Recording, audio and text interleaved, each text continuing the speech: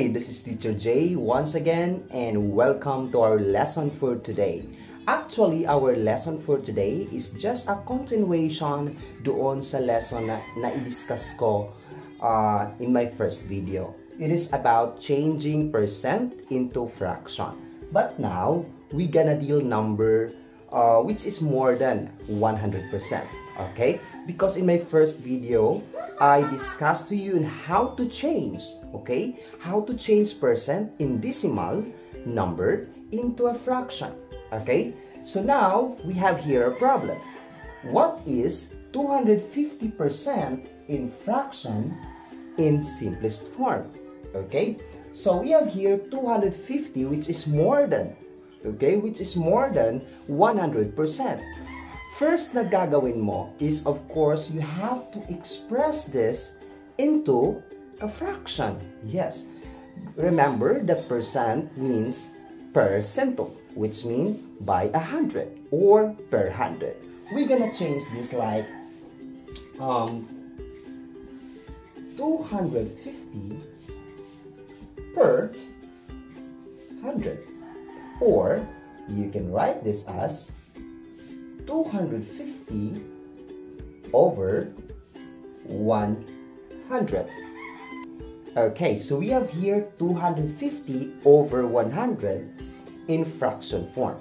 But we are not yet done because we still have to simplify this.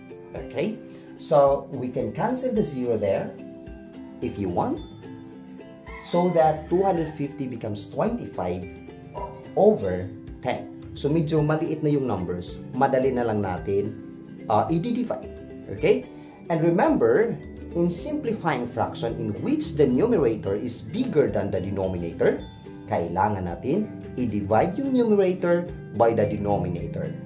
So, we have here 25 in our numerator and 10 in our denominator. So, i-divide natin yung 25 by 10.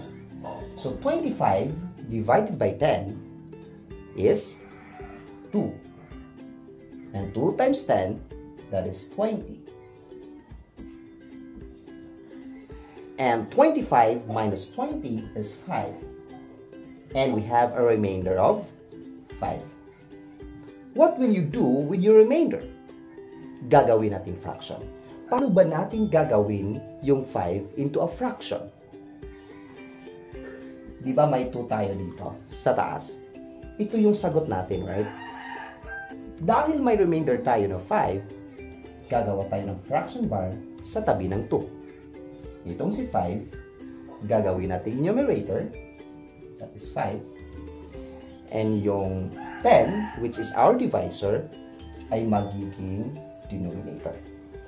So, yung 250% or 250 per 100 or 250 over 100 is equal to 2 and 5 over 10. Is this our final answer? No. If you're gonna look on the fraction, if titingnan natin yung fraction natin, pwede pa natin masimplify, right? Because 5 and 10 can be divided by 5, right? So 5 divided by 5, that is 1. 10 divided by 5 is 2. Kukopyahin mo lang yung whole number na 2. So, the answer is 2 and 1/2. So, ibig sabihin, 250%, that is equivalent to 2 and 1/2 in fraction. Okay?